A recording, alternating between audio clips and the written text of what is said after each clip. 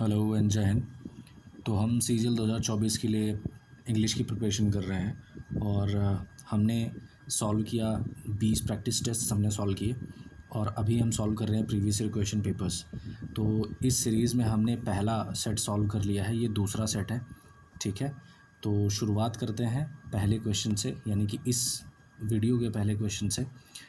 तो सबसे पहला क्वेश्चन है, एरर फाइंड करना है। My sisters in law who lives in Kolkata have come to stay with us. क्या मिस्टेक है, आपको सबको पता होगा। सिंगुलर के साथ में सिंगुलर वर्ब आती है और प्लूरल के साथ में प्लूरल वर्ब आती है। तो यहाँ पे लिखा हुआ है सिस्टर्स इन लॉ, राइट। तो जब सिस्टर्स इन लॉ है यानी कि प्लूरल है, तो यहाँ पे लिव्स ना हो करके क्या हो जाएगा, लिव हो जाएगा। ठीक है, क्या हो जाएगा, लिव हो जाएगा। ओके, सो किस ऑप्शन में मिस्टेक है, option 2 is the right answer. ठीक है, नेक्स्ट क्वेश्चन है, these kind of clothes are rather expensive for me to bye.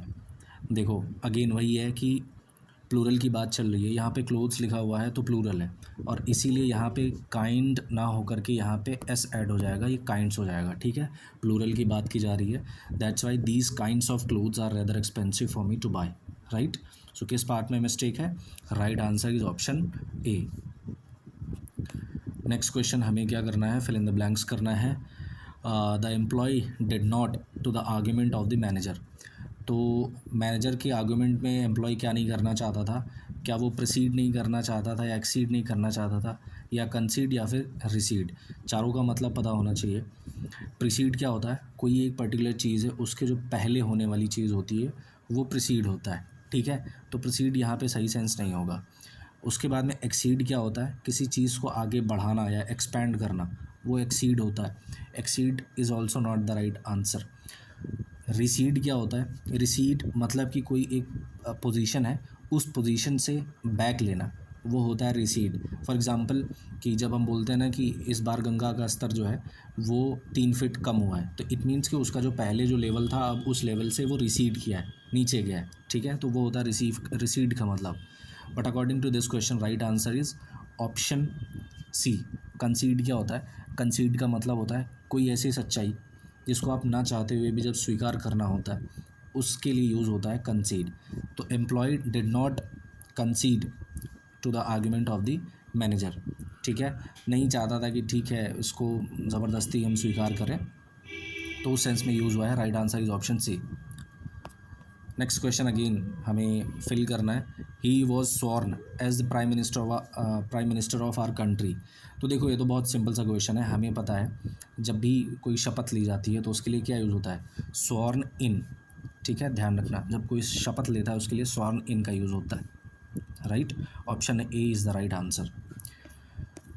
Next question हमें बताना है सिमिलैरिटी, यानी कि सिनोनिम्स की बात चल रही है। कैंटेंकरस, तो अगर आपने जो मैंने प्रैक्टिस टेस्ट सॉल्व करवाए हैं उनको सॉल्व किया होगा हर एक क्वेश्चन, तो आपको याद होगा मैंने कैंटेंकरस भी सॉल्व करवाया है। कैंटेंकरस क्या होता है, जो बदमिजाज होता है या जो लड़ाई झगड़े में ज़्यादा ही मन रहता है, बहुत ही अच्छा बिहेवियर नहीं होता, लड़ाकू टाइप का आदमी जो होता है, उसके लिए कैंटेंकरस का इस्तेमाल होता है। OUS लगा हुआ है, it means it's an adjective. ठीक है, अच्छा तो इससे मिलता जुलता शब्द क्या होगा, ऑप्शंस हैं ह्यूमरस, क्वेरलसम, रिमोर्सफुल या फिर डलनेस। तो जाहिर सी बात है सामने साफ साफ लिखा हुआ है option B is the right answer, quarrelsome. बाकी के शब्दों का क्या मतलब है, ह्यूमरस, ह्यूमरस आपने सुना होगा ना कि you have a good sense of humour, यानी कि हंसी मजाक करने वाली की जिसकी आदत होती है, जो हंसी मजाक करता है उसको ह्यूमरस बोलते हैं। रिमोर्सफुल क्या होता है, एक शब्द होता है रिमोर्स, रिमोर्स का मतलब होता है जब आप कोई गलती करते हो उससे जो गलती करने का जो दुख होता है, जो ग्लानि होती है, जो पश्चाताप होता है, उसी को रिमोर्स कहते हैं और उसी से बनता है रिमोर्सफुल।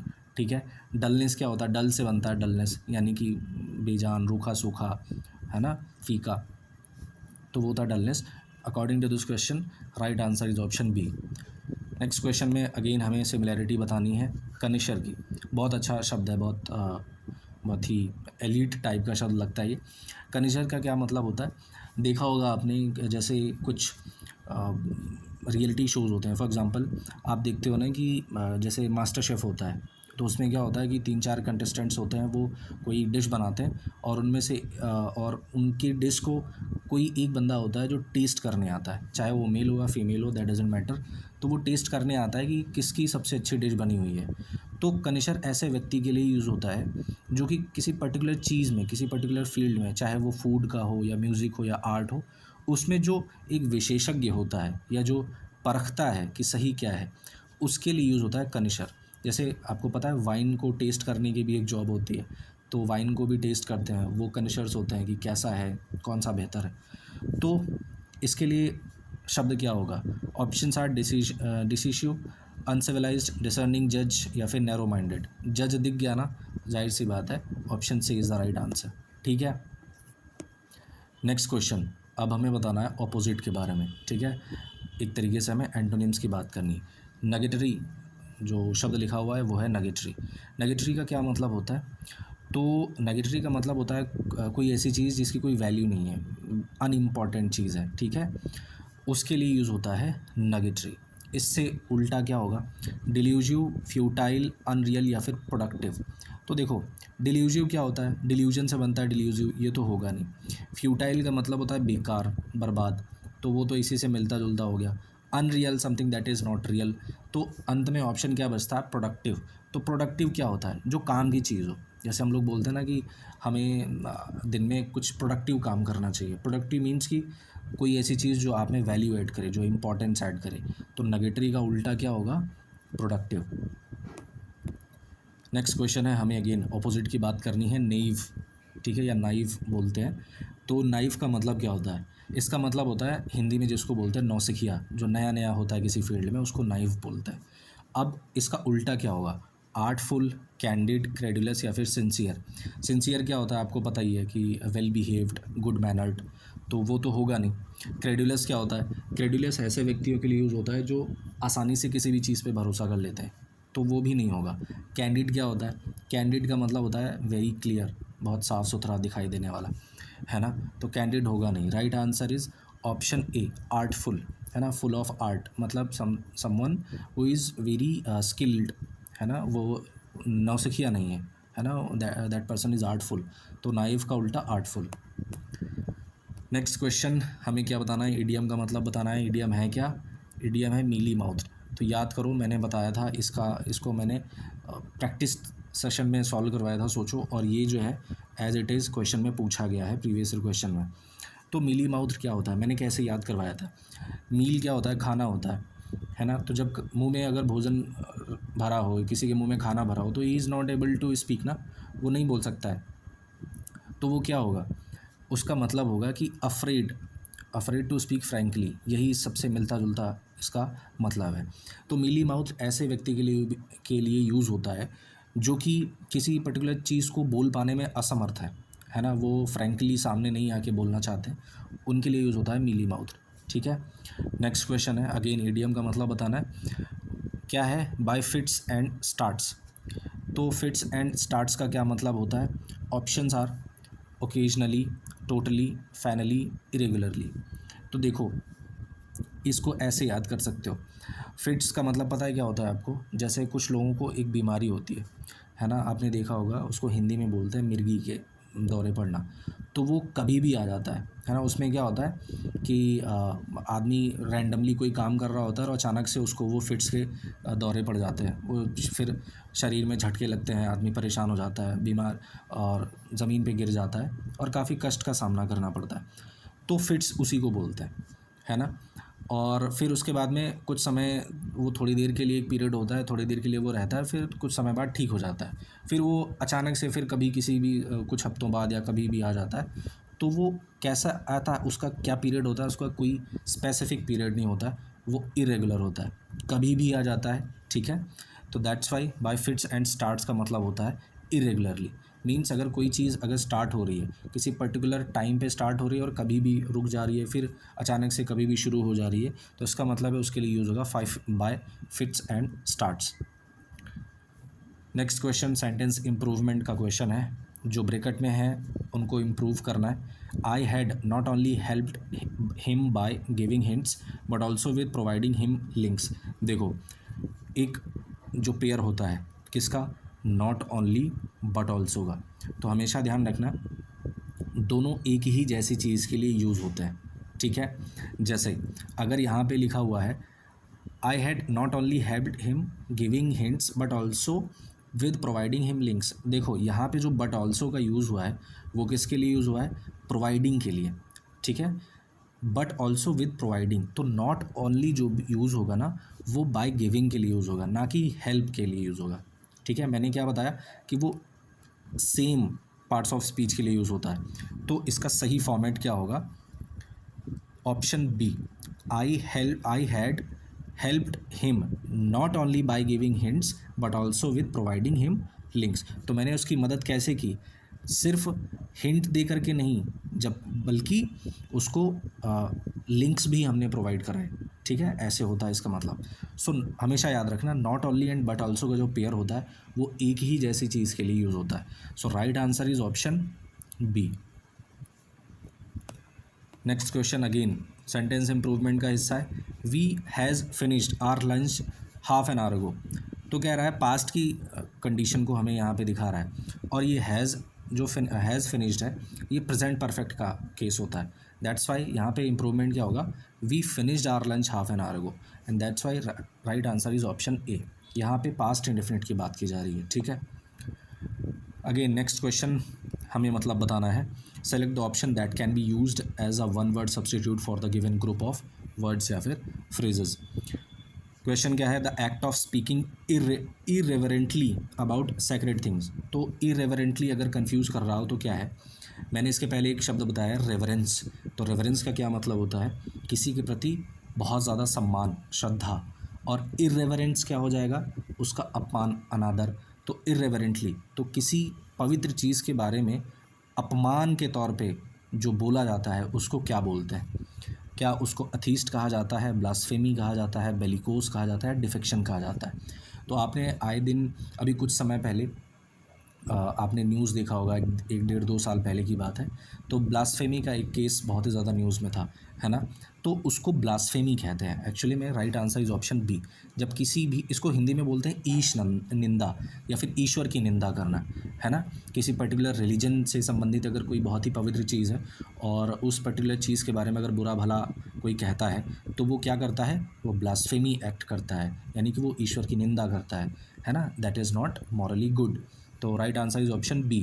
एथीस्ट क्या होता है, जो एक जनरल परसेप्शन होता है एथीस्ट, उसको बोलते हैं कि जो ईश्वर में विश्वास नहीं करता, वो होता है। बेलिकोज क्या होता है, बेलिकोज ऐसे व्यक्ति के लिए यूज़ होता है जो कि बहुत लड़ाकू प्रवृत्ति का होता है ना, उसको लड़ाई करने में बड़ा मज़ा आता है, कभी भी लड़ने के लिए तैयार।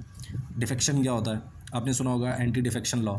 तो डिफेक्शन एक्चुअली में होता है ऐसे लोग होते हैं ना जो जिनको अपनी ड्यूटी, उनकी कोई एक पर्टिकुलर एक टास्क होता है, एक काम होता है, उनकी कोई ड्यूटी होती है, बट वो जानबूझकर उसको छोड़ देते हैं। एक तरीके से ऐसे समझो कि कोई पॉलिटिकल पार्टी है, उसमें कोई मिनिस्टर है, उसके अंतर्गत कोई मिनिस्ट्री आती है, एंड जब उसके मन का काम नहीं हो रहा है उसने अपनी पार्टी बदल ली। इसको एक्चुअली में दल बदल भी कहते हैं। एंटी डिफेक्शन लॉ जो होता है वो दल बदल कानून ही होता है ना। तो डिफेक्शन का मतलब वही होता है कि दल बदल देना, आपकी जो ड्यूटीज़ हैं उनको छोड़ देना। But according to this question right answer is option B. Next question again हमें बताना है वर्ड्स एंड फ्रेजेस का मतलब, a person who talks too much of himself. ऐसा व्यक्ति जो अपने बारे में कुछ ज़्यादा ही बात करता है कि मैं ऐसा हूँ, मैं वैसा हूँ, मुझे ये पसंद है, मैं ये करना चाहता हूँ, मैं ये करूँगा, है ना। जो सेल्फ सेंटर्ड कुछ ज़्यादा ही होता है, उसके लिए क्या यूज़ होता है। Options are egoist, elite, emetic या फिर egotist. Right answer is option D, egotist. अच्छा, इगोइस्ट और इगोटिस्ट में क्या होता है, इगोइस्ट जो होता है ना वो थोड़ा सा एरोगेंस में होता है ना। जो घमंडी व्यक्ति होते हैं, अहंकारी व्यक्ति होते हैं, उनके लिए यूज़ होता है इगोइस्ट, ठीक है। जो ज़्यादा सेल्फिश होते हैं, अपने बारे में सेल्फ सेंटर्ड ज़्यादा होते हैं, तो वो इगोइस्ट होते हैं। That's not the right answer. Elite क्या होता है, एलीट तो बहुत कॉमन सा शब्द है, सुना होगा कि भाई वो एलीट क्लास से संबंध रखता है ना, जो हायर क्लास होती है सो कॉल्ड। इमेटिक क्या होता है, ये अच्छा शब्द है। इमेटिक क्या होता है, ऐसा कोई सब्सटेंस जिससे किसी को वॉमिटिंग आ जाए, है ना। तो something that causes vomiting, that's called emetic, ठीक है। और right answer is option D. अगले क्वेश्चन की तरफ बढ़ते हैं। इनकरेक्टली स्पेल्ड वर्ड बताना है कि इसकी स्पेलिंग गलत है। Options are entrepreneur, remuneration, apprentice या sovereignty. Right answer is option D. बाकी सारे जो शब्द लिखे हुए हैं सारे की स्पेलिंग सही लिखी हुई है, ठीक है। ओके अच्छा, अलग अलग शब्द जो लिखे हुए हैं, एंटरप्रेन्योर का मतलब आपको पता ही है, बहुत ही ज़्यादा अब तो फेमस है। रेम्यूनरेशन क्या होता है? रेम्यूनरेशन होता है पारिश्रमिक, यानी कि आप कोई काम कर रहे हो और उस काम के बदले में आपको कुछ धनराशि दी जा रही है, वो होता है रेम्यूनरेशन। अप्रेंटिस क्या होता है? तो अप्रेंटिस आपने सुना होगा ना कि ITI अप्रेंटिस होते हैं या रेलवे के अप्रेंटिस होते हैं, है ना, जो शिक्षा एक ग्रहण करने जाते हैं या एक पर्टिकुलर किसी फील्ड की ट्रेनिंग करने जाते हैं, तो वो जो ट्रेनर्स आई मीन जो ट्रेनीज़ होते हैं उनको अप्रेंटिस भी कहते हैं। राइट आंसर ऑप्शन डी था। सोवरेंटी की स्पेलिंग इसमें गलत है। क्या स्पेलिंग होती है? यहाँ पे जो स्पेलिंग होता है SOVEREIGNTY, ठीक है, this is the right spelling of sovereignty, ठीक है। सोवरेंटी का मतलब क्या होता है? सोवरेंटी का मतलब होता है संप्रभुता, ठीक है। नेक्स्ट क्वेश्चन अगेन हमें इनकरेक्ट स्पेलिंग वाला शब्द बताना है। Options are tranquillity, perseverance, resplendence, accommodation. Right answer is option B.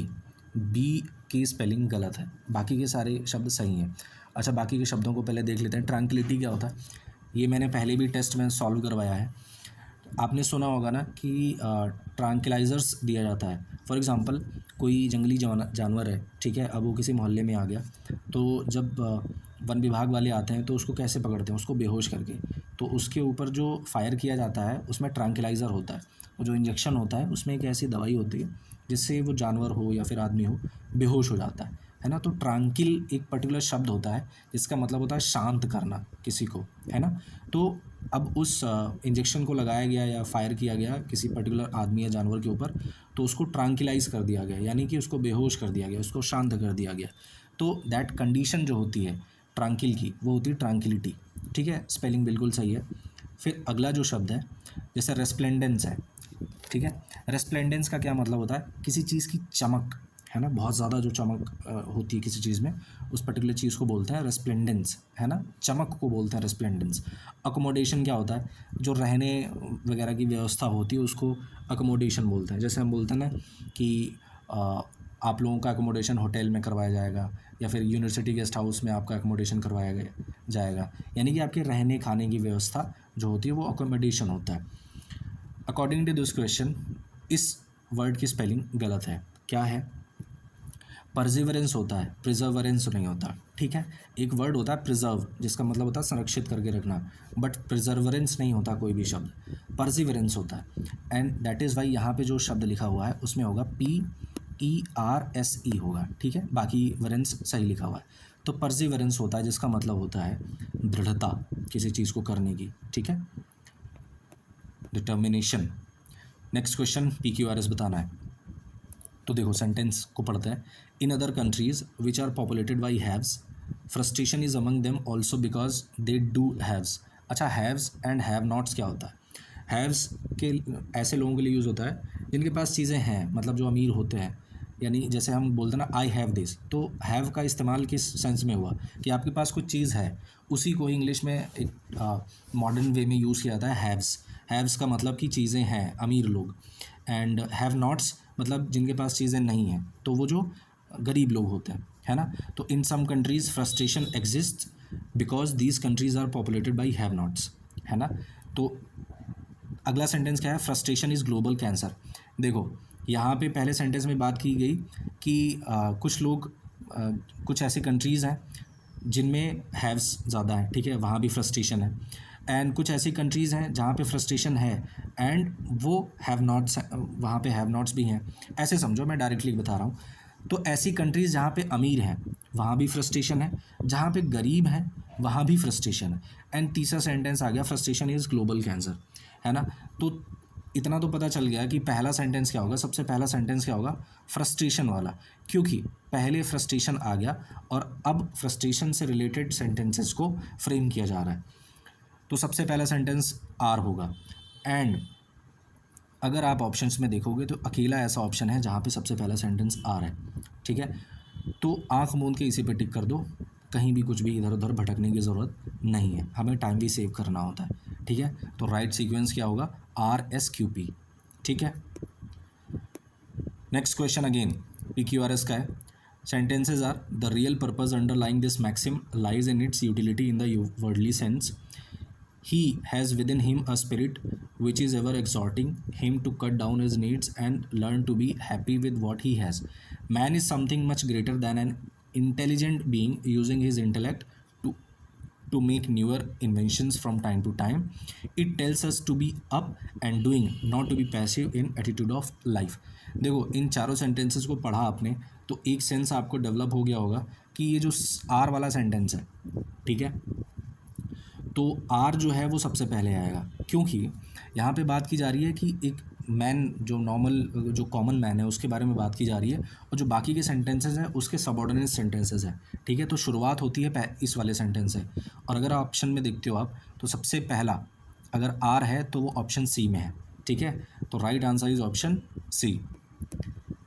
Next question, active passive करना है। ठीक है, तो सेंटेंस लिखा हुआ है why do you waste money, पैसा क्यों वेस्ट करते हो, इसका पैसिव क्या होगा। Options are why is money been wasted by you, गलत है। Why has money been wasted by you, गलत, ये तो पास्ट प्रेजेंट परफेक्ट में चला गया।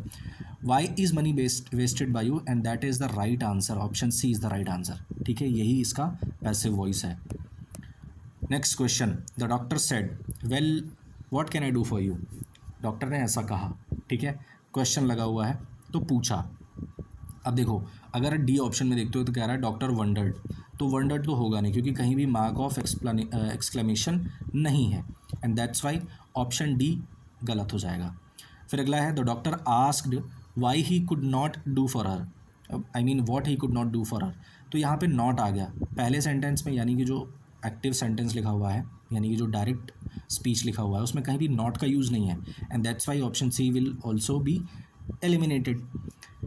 खैर, फिर अगला सेंटेंस बी वाला जो है उसमें भी देखो नॉट का यूज़ हो गया, जबकि सेंटेंस में कहीं भी नॉट का इस्तेमाल नहीं हुआ है इस वाले में, एंड दैट्स वाई तीनों सेंटेंस रॉन्ग होगा। Right answer is option A, the doctor wanted to know what he could do for her. Okay, तो हम आते हैं अपने पैराग्राफ के क्वेश्चंस पे, क्वेश्चन नंबर 21 to 25। तो सबसे पहले हम क्या करेंगे, अपने पैराग्राफ को पढ़ेंगे। The world has seen a growth in several spheres: agricultural production, industrial production, communication, medicine, education etc. have seen growth। ठीक है, तो growth की बात की जा रही है। We can safely assume that the future is not as once appeared to be. We are not by a vision of hungry hordes overwhelming world food resources, although it is that many people, especially in the developing countries, are hungry, illiterate and disease. तो देखो कुछ तो idea develop हो गया कि कुछ developments की बात की जा रही है, अच्छी खासी डेवलपमेंट हुई है, लेकिन अभी भी कुछ समस्याएं हैं। ठीक है, तो उस सेंस में ये पैराग्राफ आगे बढ़ता है। तो हमें सबसे पहले 21 क्वेश्चन सॉल्व करना है। The world has seen a, क्या प्लेस होगा, options are tremendous, mere, hardly, slow. तो the world has seen a tremendous growth in several spheres, right answer is option A, है ना। ट्रेमेंडस का क्या मतलब होता है, बहुत बड़ा, ठीक है, बहुत ज़्यादा। तो the world has scene ट्रेमेंडस growth in several spheres. Again agricultural production, industrial production, communication, medicine, education etcetera have seen growth. तो इन सारी जो ये जितने भी सेक्टर्स यहाँ पे मेंशन किए गए, चाहे वो एग्रीकल्चरल प्रोडक्शन हो, इंडस्ट्रियल प्रोडक्शन हो, कम्युनिकेशन, मेडिसिन, एजुकेशन एट्सेट्रा, तो इनमें ग्रोथ हुई है। बट कैसी ग्रोथ हुई है, क्या वो इक्वल है या अनप्रेसिडेंटेड है, नेग्लिजिबल है या नेगेटिव। तो देखो यहाँ पे कंटिन्यूस ग्रोथ की बात की जा रही है और अच्छी खासी ग्रोथ की बात की जा रही है, क्योंकि पहले ही सेंटेंस में क्या लिखा है, ट्रिमेंडस ग्रोथ। तो अगर ज़्यादा ग्रोथ हुई है तो इट मीन्स कि वहाँ पर राइट सेंस क्या इस्टेब्लिश करेगा, ऑप्शन बी, अनप्रेसिडेंटेड। अनप्रेसिडेंटेड का क्या मतलब होता है, इसका मतलब होता है अभूतपूर्व, जिसको हम बोलते हैं ना कोई ऐसी चीज़ जो पहले ना हुई हो, है ना। तो पहले से मुकाबले अब ज़्यादा ग्रोथ हो रही है, and that's why option B is the right answer. ठीक, फिर अगले क्वेश्चन की तरफ बढ़ते हैं। So we can safely assume that the future is not as once appear to be. तो ग्रोथ अच्छी खासी हो रही है, और अच्छी खासी ग्रोथ अभी भी बढ़ ही रही है, तो अभी हमारा जो फ्यूचर है हम अच्छा अज्यूम कर सकते हैं, जैसा पहले था उस तरीके से नहीं, है ना। तो कैसा होगा, देखो, we can safely assume that the future is not as bleak, ठीक है। ब्लीक क्यों, ब्लीक का क्या मतलब होता है, ब्लीक का मतलब होता है निराशापूर्ण, एक कोई पर्टिकुलर सिचुएशन जो कि अच्छी नहीं है, निराशापूर्ण है, ठीक है। तो अभी यहाँ पे ग्रोथ की बात चल रही है, ठीक है। तो अब हम सेफली अज्यूम कर सकते हैं कि फ्यूचर अब उतना निराशापूर्ण नहीं है जितना कभी हुआ करता था, ठीक है। Okay, we are not by a vision of hungry hordes overwhelming world food resources, although, फिर भी अब थोड़ा सा नेगेटिविटी की तरफ आते हैं, इट इज़, ठीक है, इट इज़ यहाँ से शुरू होगा। Question number 24, although it is that many people specially in the developing countries, क्या होगा, आर हंग्री इलिटरेट, तो अभी भी बहुत सारे ऐसे लोग हैं खास करके डेवलपिंग कंट्रीज़ में जो कि भूखे हैं, है ना, शिक्षित नहीं हैं। और एक स्पेस में और हमें एक वर्ड भरना है जो कि डिजीज़ से मैच करेगा।